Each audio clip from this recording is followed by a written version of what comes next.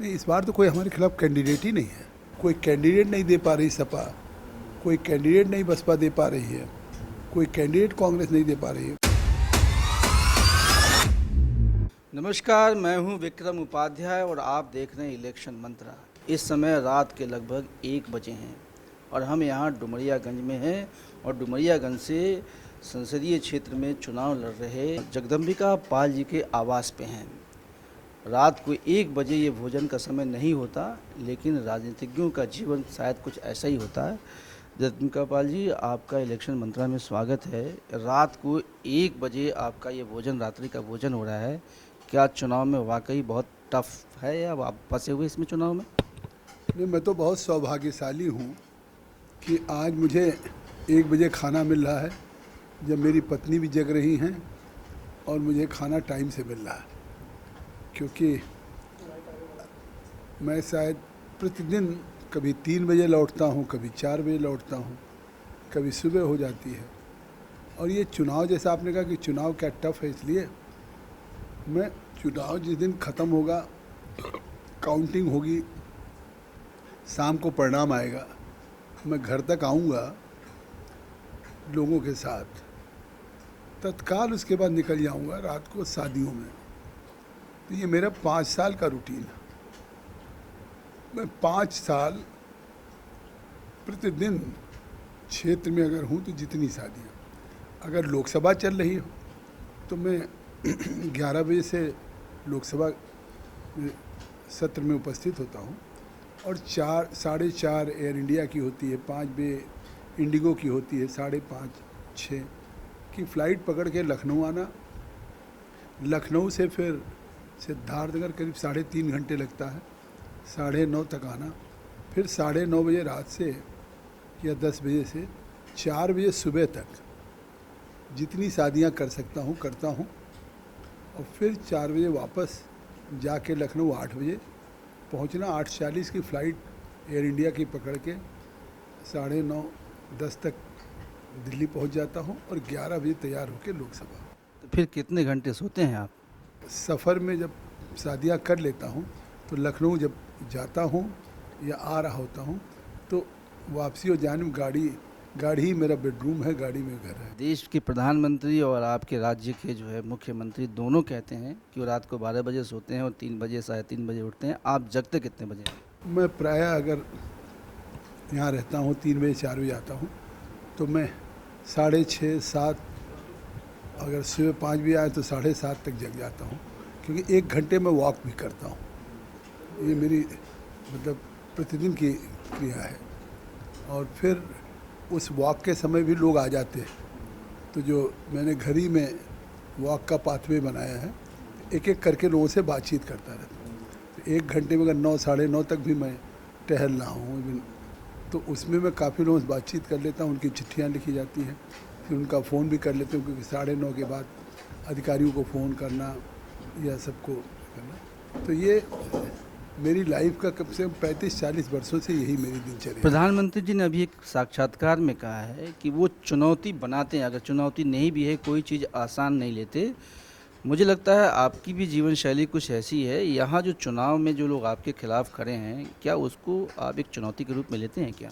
नहीं, इस बार तो कोई हमारे खिलाफ कैंडिडेट ही नहीं है। ये पहली बार शायद जीवन में है कि जब मेरे खिलाफ कोई प्रत्याशी ही नहीं है। मतलब लोगों को तो लगता था कि यहाँ लोकसभा के चुनाव में वॉकओवर है पाल साहब का, कोई कैंडिडेट नहीं दे पा रही सपा, कोई कैंडिडेट नहीं बसपा दे पा रही है, कोई कैंडिडेट कांग्रेस नहीं दे पा रही है। ये सीट कांग्रेस की थी, कांग्रेस ने सीट को छोड़ दिया, वो महाराजगंज की सीट पे चली गई कि हमको इसको चाहिए, वो समाजवादी की सीट थी, फिर ये समाजवादी की हो गई। तो फिर समाजवादी में इसमें कहा गया माता प्रसाद पांडे जी को, स्पीकर साहब थे, ये हो रहा था वो लड़ेंगे, फिर वो नहीं लड़े, फिर चिंकू यादव का नाम आया कि वो लड़ेंगे, फिर लालजी यादव का नाम आया, फिर ब्रिजभूषण तिवारी जी एक राज्यसभा के सदस्य हुआ करते थे, खाटी समाजवादी थे, उनके बेटे आलोक तिवारी। फिर हुआ कि यहाँ से तो कोई लड़ेगा ही नहीं। अंतोदगता 15 दिन पहले गोरखपुर से कैंडिडेट आए, जो पहले खलीलाबाद से बसपा से लड़ा करते थे, और बसपा का भी जो कैंडिडेट आए वो भी गोरखपुर से आए। तो अब स्वाभाविक है कि 15 दिन पहले समाजवादी और बसपा दोनों के कैंडिडेट गोरखपुर से आए और चुनाव के पहले इन दोनों को इस जनपद के लोगों ने कभी किसी शादी में, विवाह में, किसी कार्यक्रम में भी नहीं देखा। शायद लोग नाम भी नहीं जानते रहेंगे। तो स्वाभाविक है कि 2178 बूथ पे जनता का जो मेरे साथ 5 वर्ष का लगातार कनेक्शन रहता या मैं कनेक्ट हूँ, तो वो शायद लोगों को कहाँ से स्वीकार करेंगे कि साहब एकदम स्ट्रेंजर, आउटसाइडर कैंडिडेट आ जाए। और लोग मानते हैं कि पाल साहब के खिलाफ जो लड़ता है वो अगली बार दिखाई नहीं पड़ता। पिछली बार सपा बसपा के गठबंधन से आफ्ताब लड़े, वो लड़े 4 लाख वोट पाए, लेकिन फिर भी 5 साल नहीं आए।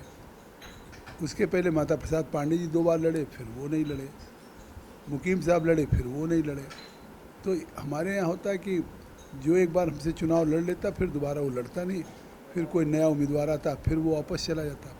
यही प्रक्रिया चल रही है। मैंने आपका एक ट्वीट देखा, आपने उसमें लिखा है कि जीत कर कांग्रेस की गलती को सुधारना है। आप कांग्रेस में रह चुके हैं, कौन सी कांग्रेस की ऐसी गलतियां हैं जो आप चाहते हैं ये नई सरकार बने मोदी जी की तो उसको सुधारा जा सके? देखिए, कांग्रेस की गलतियों को अब कौन सुधार पाएगा? जब कांग्रेस का नेता ही या नेतृत्व ही गलतियां नहीं, ब्लंडर कर रहे हों, तो मुझे लगता है कि कोई सुधार नहीं सकता। देश की जनता भी सुधार नहीं रही, नकार दे रही है। क्योंकि कांग्रेस एक मिडिल पाथ की पार्टी थी, मध्यम मार्गी, मतलब न लेफ्ट थी न राइट थी। आज तो कांग्रेस पार्टी किसके साथ खड़ी? कांग्रेस पार्टी को चलाने वाले जेएनयू के लेफ्ट ओरिएंटेड हार्ड एक्सट्रीमिस्ट लोग हैं। आपको याद होगा कन्हैया, जेएनयू का अध्यक्ष, जो चुनाव दिल्ली में कांग्रेस से लड़ रहा मनोज तिवारी के खिलाफ, किनके साथ खड़ा था कि भारत माता तेरे टुकड़े टुकड़े होंगे इंशाअल्लाह इंशाअल्लाह। तो ऐसे लोगों को कांग्रेस टिकट दे रही है। कांग्रेस इस देश में तुष्टीकरण की राजनीति की ये पराकाष्ठा पे हो कि रामलला का फैसला एक सुप्रीम कोर्ट से हो, राम जन्मभूमि तीर्थ क्षेत्र विकास परिषद निमंत्रण दे, निमंत्रण को ठुकरा दे। तो इससे फिर साबित हो गया कि उनके कपिल सिब्बल वकील खड़े होकर के कहा करते थे कि साहब इस मुकदमे का फैसला भी न किया जाए। कभी कहा जाता था कि ये राम तो काल्पनिक हैं एफिडेविट में। तो आप सोचिए कि कांग्रेस में पहले तो कभी मतलब ऐसा नहीं, नेतृत्व मंदिर भी जाते थे, मतलब पाकिस्तान की तारीफ़ करेंगे। जब 370-35 का प्रस्ताव अमित शाह जी गृह मंत्री लेके आए और वो पास हुआ, तो आपने क्या देखा कि एक जो बयान राहुल गांधी का था उसको लेके यूनाइटेड नेशंस में गए। तो अब आप सोचिए कि कितने भी मतभेद भारतीय जनता पार्टी से उनके हो सकते हैं, लेकिन वो अपनी किस राजनीति के लिए अपने देश के विरोध की बात कर देते हैं। इसलिए कि भारतीय जनता पार्टी अगर राष्ट्रीयता की बात करती है, हम अगर कह रहे हैं कि पाकिस्तान ऑक्युपाइड कश्मीर हमारा है, हम तो 370-35 एक बात वो कह रहे हैं, और हम क्या, गृहमंत्री जी ने उसको on the floor of the house कहा था। तो आगे अगर हम मुजफ्फराबाद में आप देख रहे हैं आंदोलन हो रहा है, रहना नहीं चाहते, तो कल पाकिस्तान ऑक्युपाइड कश्मीर भी भारत का अभिन्न अंग बनेगा। तो उस समय भी राहुल गांधी कहेंगे पाकिस्तान में हम अतिक्रमण कर रहे हैं। सर, दो फेज़ के पहले चुनाव हुए थे। मोदी जी ने विकास के नाम पे चुनाव लड़ने की कोशिश की, अपने कामकाज के आधार पर लड़ने की कोशिश की। राहुल गांधी ने मुद्दा उठाया बेरोजगारी का, और अपने घोषणा पत्र में उन्होंने एक वेल्थ डिस्ट्रीब्यूशन का। अब जो 4 चरण के चुनाव हो चुके हैं, कांग्रेस दोबारा जो है इमोशनल कार्ड खेल रही है। प्रियंका कभी कह रही हैं मैंने अपने पिता की लाश देखी। आज सोनिया गांधी ने रायबरेली में कहा कि मैं यहाँ राहुल को सौंपने आई हूँ।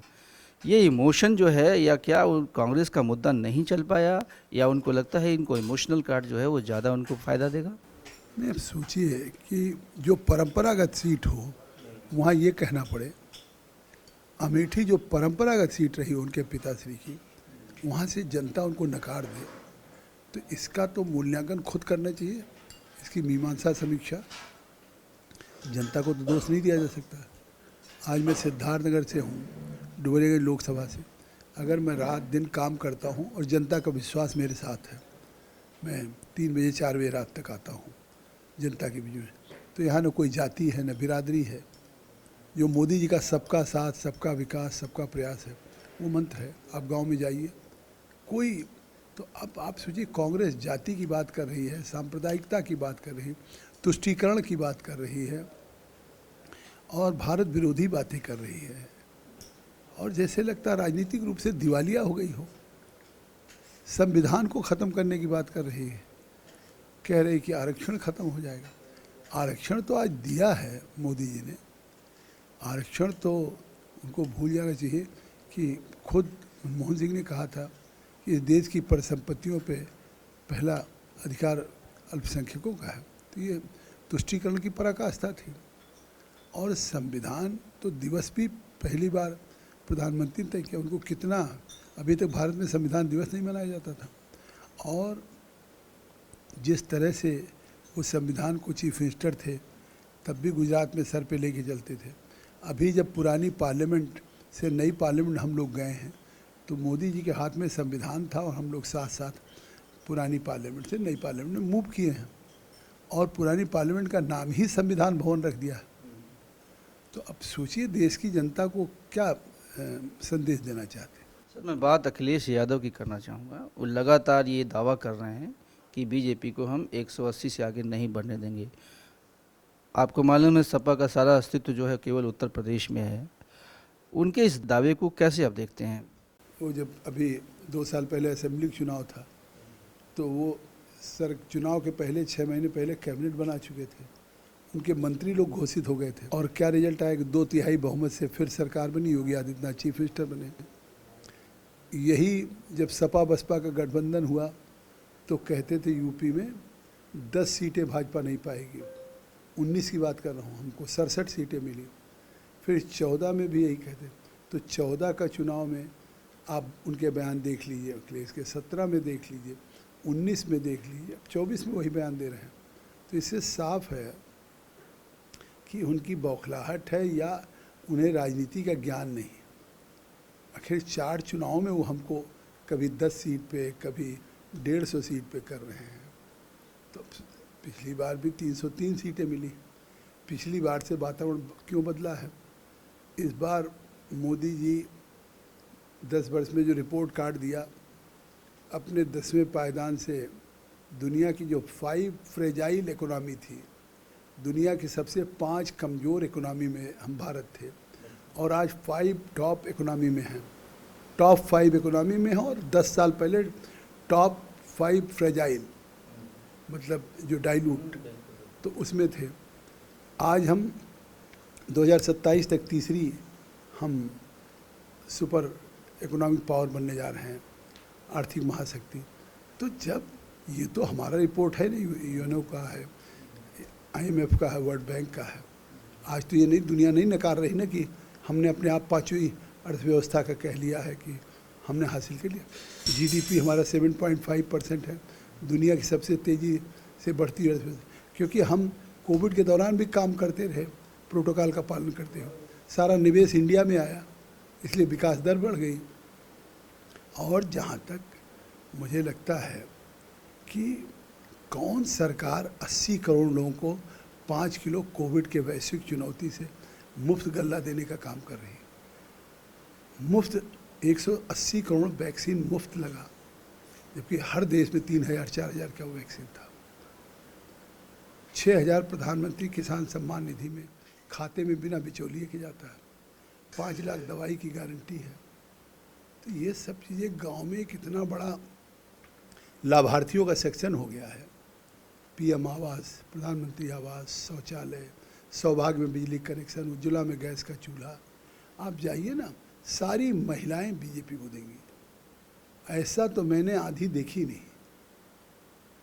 अब अगर अखिलेश को नहीं समझ में आ रहा है तो परिणाम बाद आ जाएगा, मुझे याद रखिएगा। एक आखिरी सवाल पूछूंगा। आप बहुत ही अनुभवी नेता हैं, आपने पूरा प्रदेश देखा है। आपका आकलन क्या है, भारतीय जनता पार्टी कितनी सीटें यहाँ अभी लेके आ सकती है? मैं तो समझता हूँ, कौन सी सीट की बात करिए आप कि जो हम नहीं जीत रहे। हमें तो लगता है 80 में 80 हम जीतेंगे। चलिए, भोजन का समय है ये और बहुत ज़्यादा बातचीत करने का हमारे पास विषय है, लेकिन समय का अभाव देखते हुए ये बातचीत हम यहीं संपूर्ण करते हैं और आप सबको धन्यवाद देते हैं। चुनाव के बाद पुनः मिलते हैं और उसके बाद एक चर्चा और करते हैं। उम्मीद करता हूँ कि इस बार आप जीत कर मंत्री भी बने, क्योंकि आपका अनुभव बहुत ही विस्तृत है और इस क्षेत्र के काफ़ी लोकप्रिय नेता भी हैं। तो हमारे साथ जगदम्बिका पाल जी थे, जिन्होंने अपने अनुभव के आधार पर तमाम सवालों का सटीक जवाब दिया और मैं उम्मीद करता हूं कि चुनाव परिणाम इनकी आशा के अनुरूप आएगा। मैं अपने कैमरामैन सरबजीत जी के साथ यहीं विदा लेता हूं। पुनः किसी और के साथ कल फिर मिलते हैं, तब तक के लिए हमें आज्ञा दीजिए।